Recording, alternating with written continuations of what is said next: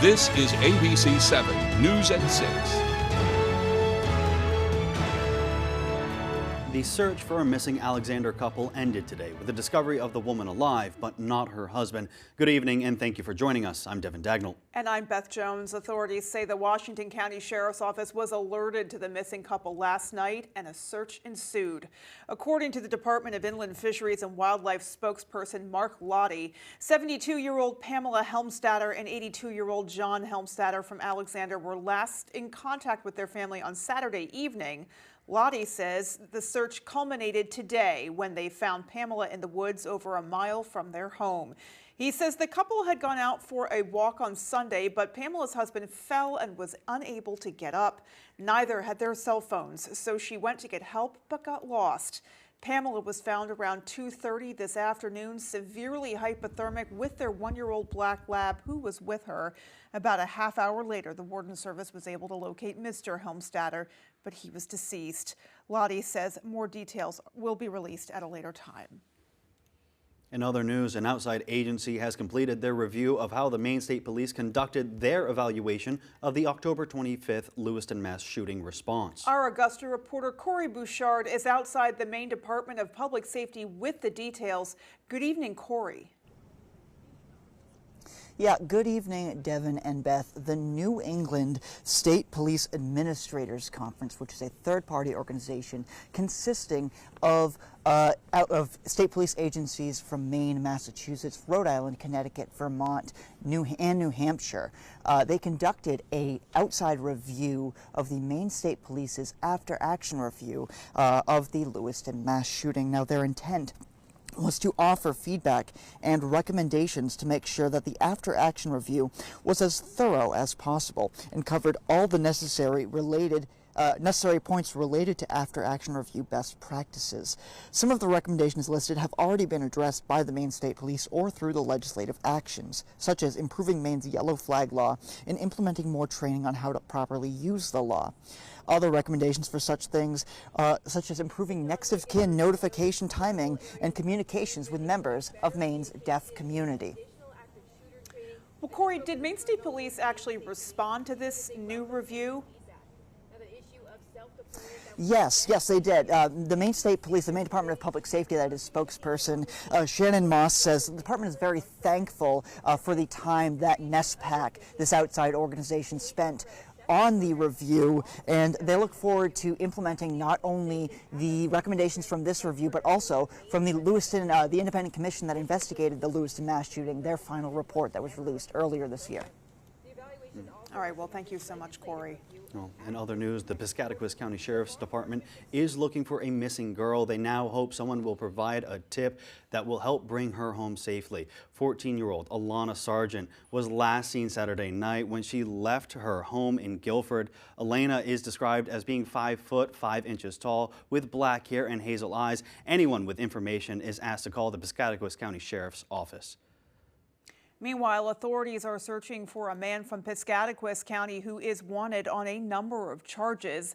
They're searching for 46-year-old Brent Cunningham Jr. from Cambridge. According to the Piscataquis County Sheriff's Office, Cunningham pleaded guilty to theft charges and was sentenced to 18 months in prison. He was expected to turn himself in to serve that sentence on October 8th, but he never appeared. Cunningham now has 3 warrants out for his arrest and is known to have ties in the Dexter and Guilford areas. Anyone with information about his whereabouts is encouraged to contact the Piscataquis County Sheriff's Office. A Woodland man has been arrested on arson charges.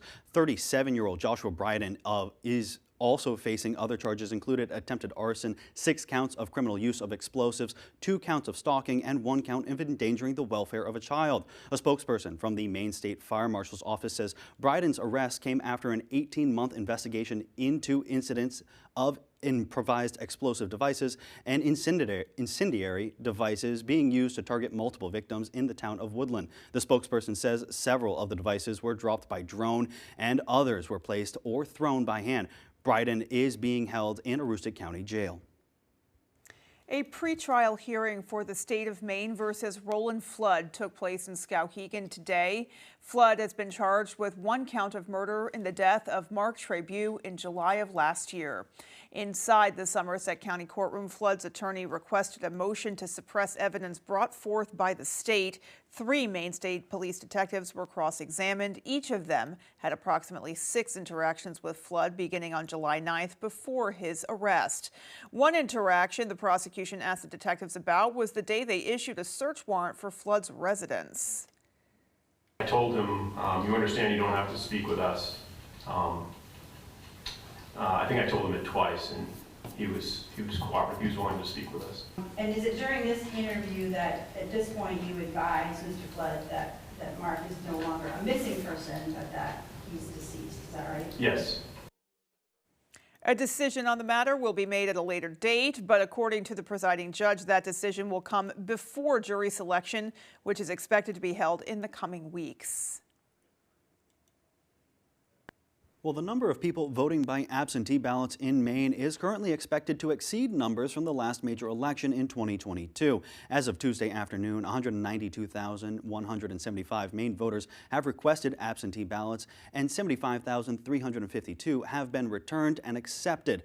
During the same point in time in 2022, 139,285 ballots had been requested, and 50,482 had been returned and accepted. The absentee ballot numbers include people who vote by mail or in person through their municipal clerks. In 2022, Maine had the highest overall voter turnout in the nation. In other news tonight, Greg LaFrancois has stepped down from his role as president of Northern Light Eastern Maine Medical Center. A release from Northern Light Health confirmed his departure and said Greg's understanding of healthcare, both rural and urban, and his passion for connecting with staff will be missed. Ava Collins will serve as the interim president for the time being. A search for a permanent replacement will be conducted in the spring. The city of Bangor has recently announced they plan to close the city's largest homeless encampment by the end of this year, though community advocates say this action will only create more issues. Our Grace Blanchard has the details. More than 70 people call the encampment site in Bangor known as Tent City home. But after growing safety concerns, city officials are moving forward with plans to clear the site and get people into some form of housing by the end of the year. We are becoming concerned for the health and safety, even more so of individuals within this area. Bangor City Manager says they have been working with the Department of Housing and Urban Development since 2022 to find solutions.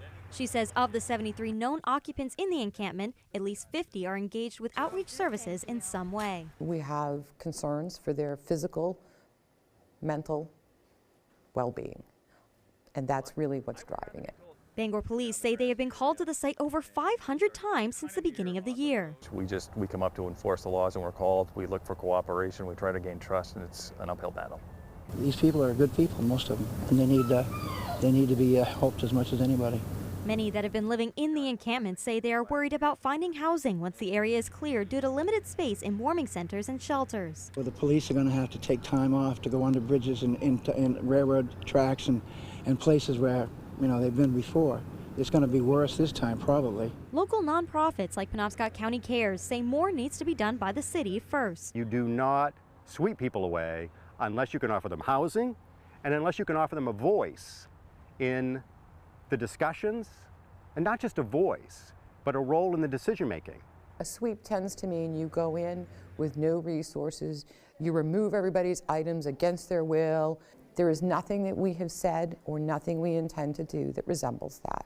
In Bangor, Grace Blanchard, ABC 7 and Fox 22 News. All right, well, let's hit pause here. We'll peek outside and get a first check of our forecast. All right, Beth and Devin, thank you. A cold night ahead with low temperatures down near 30, so we have frost and freeze warnings across the entire area now into early parts of tomorrow morning. Okay, we did this today, though. Warmer, right? 58 here in Bangor, also for Millinocket, 56 for Bar Harbor. We'll take it with highs back near 60 today, and we'll do it all over again tomorrow and probably for Saturday as well. The wind today out of the north around 5 miles per hour, not a factor across our region for today. It will get a bit more windier across our area for tomorrow. Lots of sunshine out there for us today. There's a couple clouds just off the coast right now. Those will hug the coast, but overall, look for mostly starry skies out there this evening. And we have nothing but high pressure building in. We have a long stretch of great weather ahead of us into and through the weekend. Our forecast then for tonight, though, is mostly clear skies, a bit cool, low temperatures down in the 30s. Your full forecast is coming up. Beth and Devin.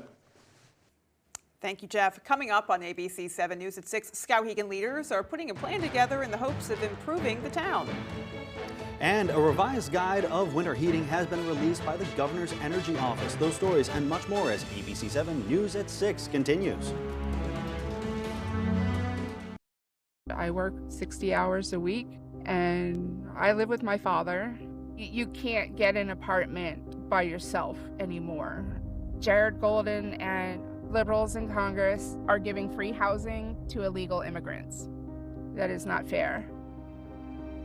Jared Golden says one thing here in Maine and then goes to DC and does something different.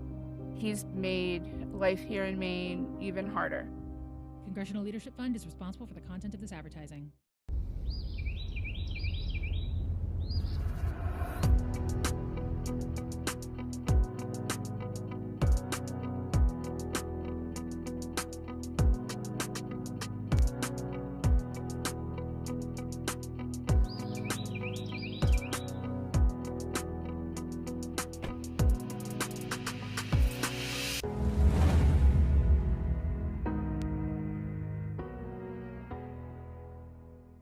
Commercial vehicles can be dangerous, and they usually carry big insurance policies. So whether you're hurt by a landscaping truck like this, a work van like this, or a big rig like this, we know commercial vehicle accidents, and we know how to get you the big money you may deserve. If any commercial vehicle hurts you, call the twos. We win for you. Hurt by a commercial vehicle? Call the twos. We win for you. Call 222-2222. Pro football fans, it's You Pick'em NFL, the Pro Football Challenge from Fox 22. Go to foxbangor.com, click on You Pick'em, and go to You Pick'em NFL. Make your picks, and you could be the weekly winner of either a $25 gift certificate from Chase's Family Restaurant in Bangor or from Chick-fil-A in Bangor. Brought to you by Moral Break and More in Brewer, Old Town Redemption Center, Quality Automotive in Brewer, and Twin City Tile in Brewer. It's You Pick'em NFL from foxbangor.com. You're watching ABC 7 Bangor.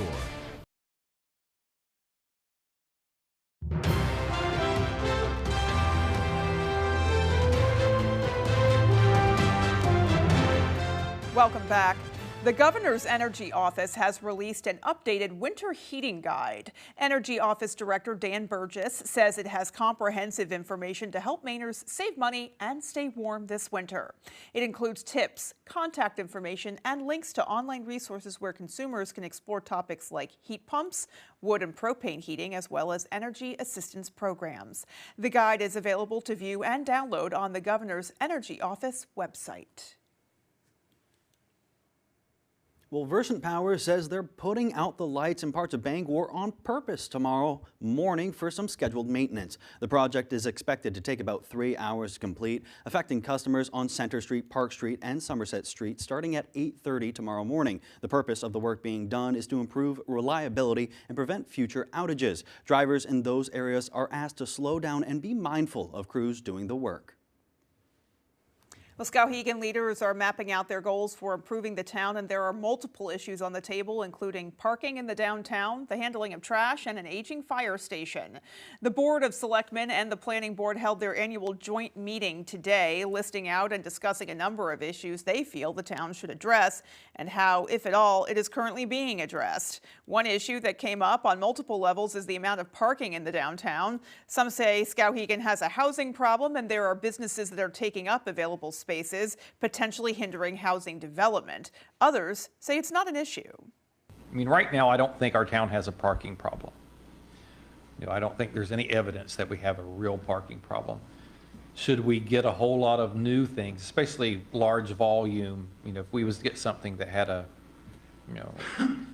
40 units, additional right downtown right now, that would add a lot to what we have going in.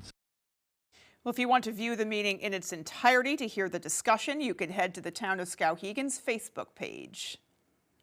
Still to come on ABC 7 News at 6, our David Ledford went to Lincoln to highlight the celebration of a local newspaper. And in sports, we are just a few weeks out from college basketball season, and Maine women's hoops is looking to get back to the big dance despite a few obstacles. Well, that story after the break. I was hurt in a serious motorcycle accident. I wasn't going to take a chance on my future. You'll need somebody who knows motorcycle law. A lawyer with the power to get you more. Tell them you mean business. Call Joe. The law offices of Joe Bornstein. Maine is built on strength and independence, but lately, our future feels uncertain. I'm an Army veteran, a mother, a doctor, so I know what it means to fight for my family, my neighbors, and my state. I'm running for Senate because Maine deserves better. It's time for real leadership, someone who will work to lower costs, secure our borders, and protect our way of life. My name is Demi Kazunas, and I approve this message because I am running to stand up for you. Me and my co-workers get up and we go into work every day. Yet, illegal immigrants in this state are getting things handed to them for free. Jared Golden voted to protect sanctuary cities instead of voting to help his own people. Jared Golden pretends to be a moderate, but he's not. Washington has exposed Jared Golden for what he truly is, a tax and spend, liberal, Democrat. He says one thing and does another. Strategic Majority PAC is responsible for the content of this advertising. Harris Lumber is locally owned and has been serving the Pequot region for more than 50 years. See them for all your projects, big or small. Customer service is their #1 priority. And with a full line of lumber and hardware items, they can also deliver to your job site. Harris Lumber, Milo. People ask me all the time, does Lowry & Associates really get all of those clients, all of those big settlements? Yes, we do.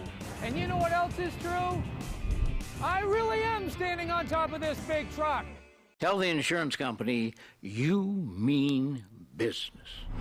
Call Joe Bornstein, right now. Call the firm that has been getting justice for Mainers for 50 years. If you've been injured in an accident, call Joe.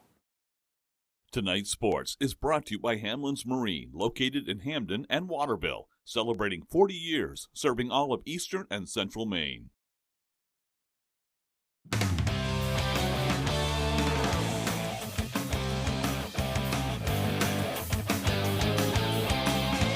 Welcome back in, everyone. Thank you for staying with us. We are just weeks away from the college basketball season tipping off, and in Orono, Maine women's basketball has returned to the pit. They are looking to defend their conference title. Our Jack Webb has more.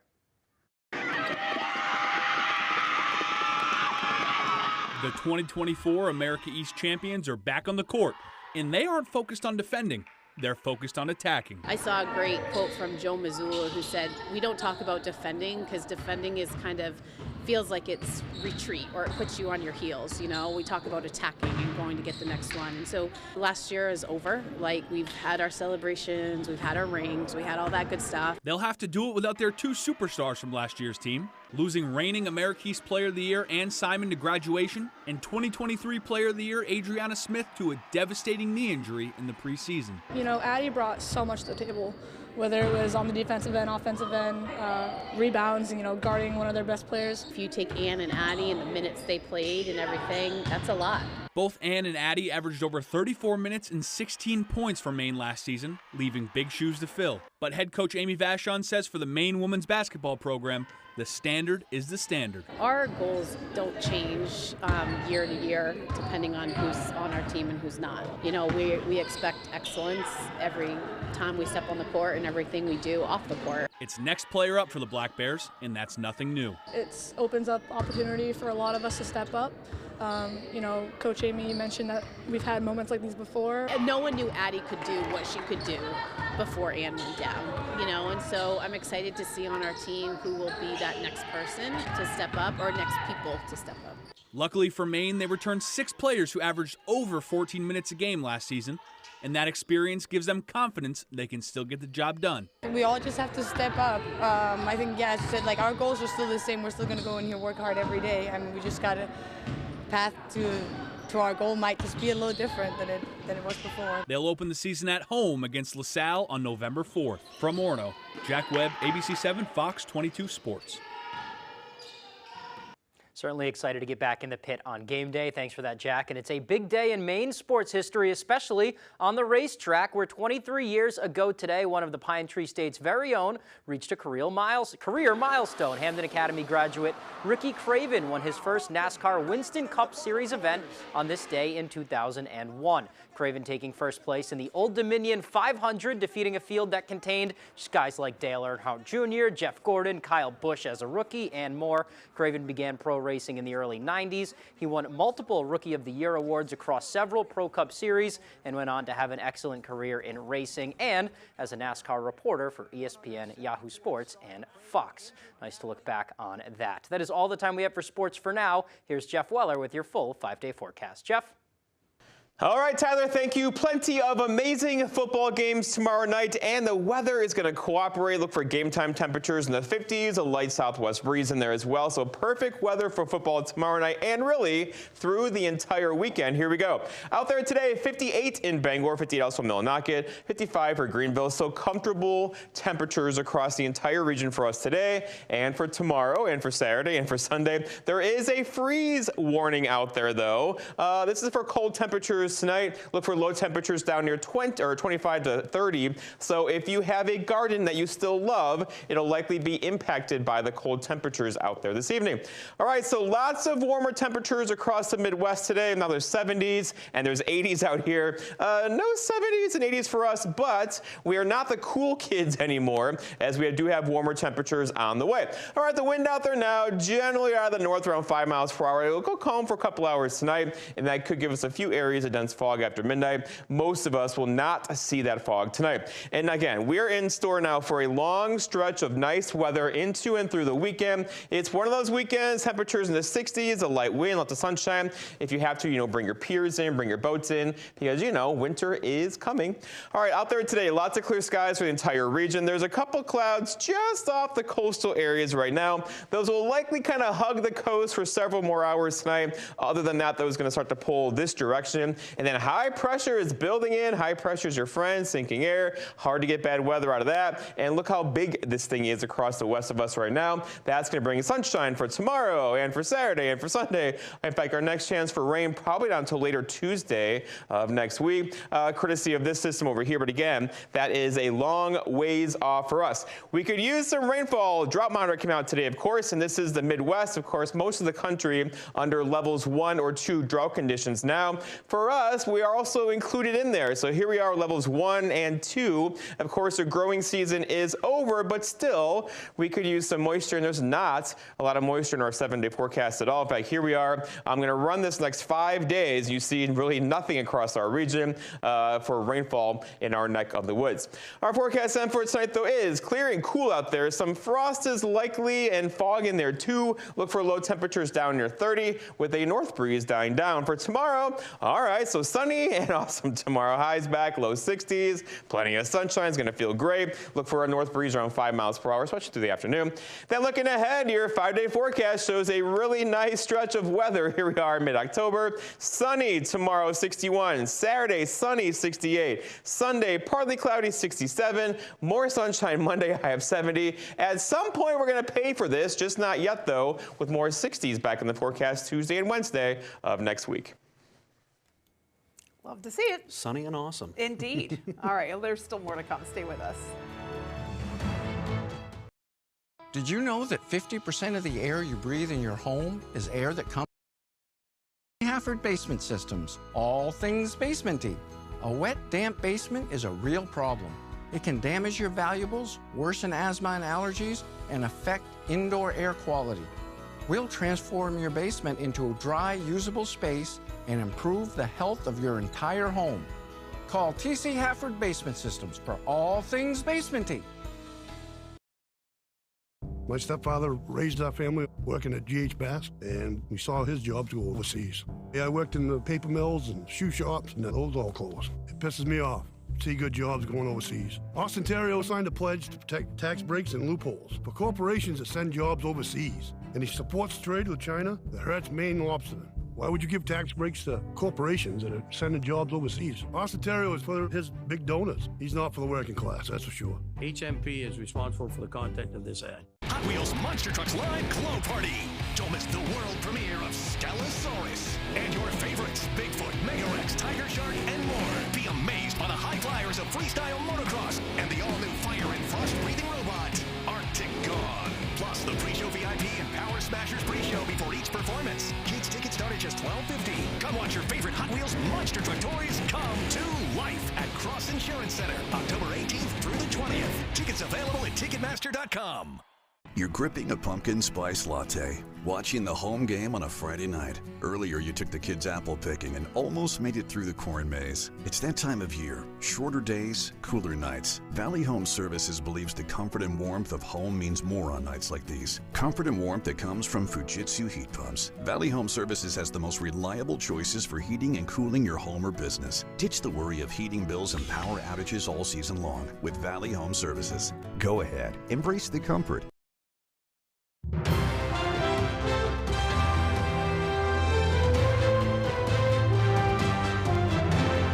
Welcome back. Today, one Maine newspaper is celebrating 6.5 decades of serving its community, but they're also looking ahead to their next chapter. Our David Ledford sat down with the team to learn more about the paper's past, present, and future. Since being established in 1959, the Lincoln News has become what some call a pillar of the community. It's the town's only newspaper, printing roughly 5,000 copies on site each week with their own press. They're waiting out the door on Wednesday nights when the paper comes off the press to come in and buy a paper. In its 65 years of operation, the paper has remained community-focused, covering everything from town meetings to local sports in the Lincoln Lakes region. They even continued to put out their weekly paper after a fire at their business in 2009, one of two that destroyed most of their archives.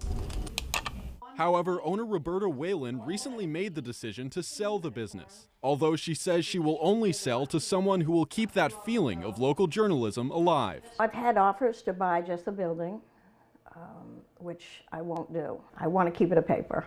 I don't think the town would like to lose the paper. A lot of people in this town, they like the actual paper to hold in their hands and read it. Editor Chris DeBeck says the Lincoln News is more than a newspaper. It's also a community hub, and he hopes that will continue under a future owner. We're kind of a little bit of a step in time back in days, when communities like ours had papers that were kind of, part of the fabric of the community. In our industry, there's a lot of consolidation. We're still kind of one of the last few sort of mom and pop type operations, really. In Lincoln, David Ledford, ABC 7 and Fox 22 News.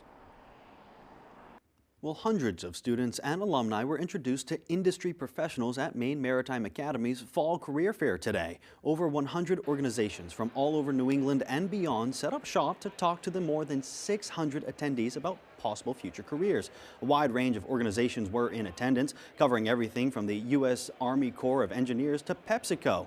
MMA Interim President Craig Johnson says the event is a great way for students to take that first step of their careers.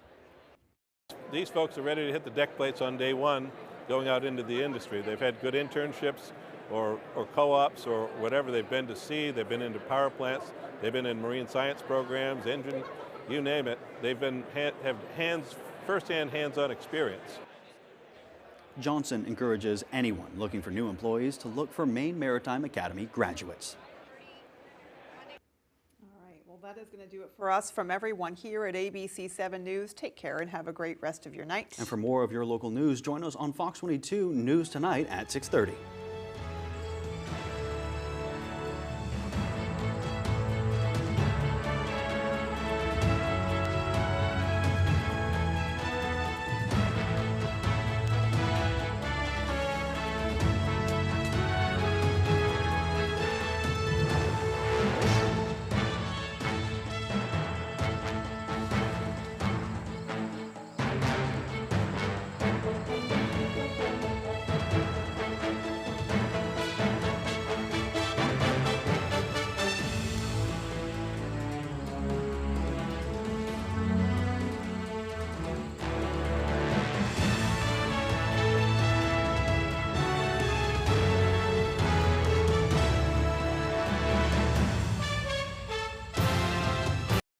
Tonight, the candidates make their pitches for votes. Georgia keeps breaking early voting records, tracking the campaigns and key takeaways in these crucial final weeks. World News Tonight with David Muir is America's most watched newscast.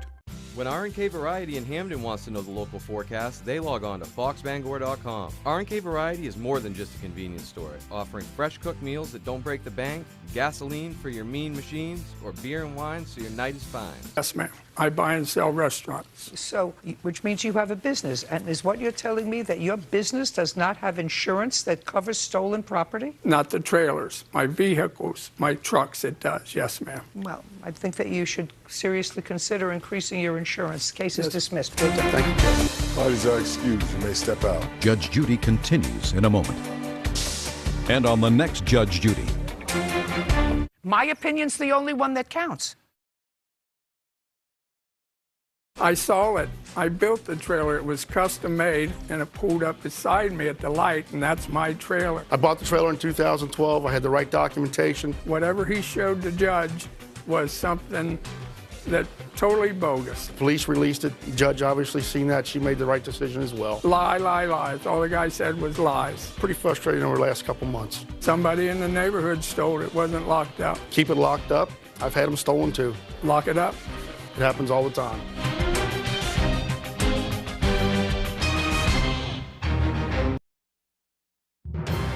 Coming up, a Madison man accused of killing his roommate is back in court. Plus, Israeli forces have killed the Hamas leader who is believed to be one of the planners of the October 7th massacre.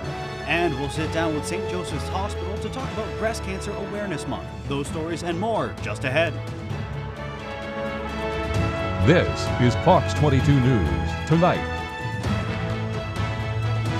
The search for a missing Alexander couple ended today with the discovery of the woman alive, but not her husband. Good evening, and thank you for joining us. I'm Devin Dagnall. And I'm Beth Jones. Authorities say the Washington County Sheriff's Office was alerted to the missing couple last night, and a search ensued.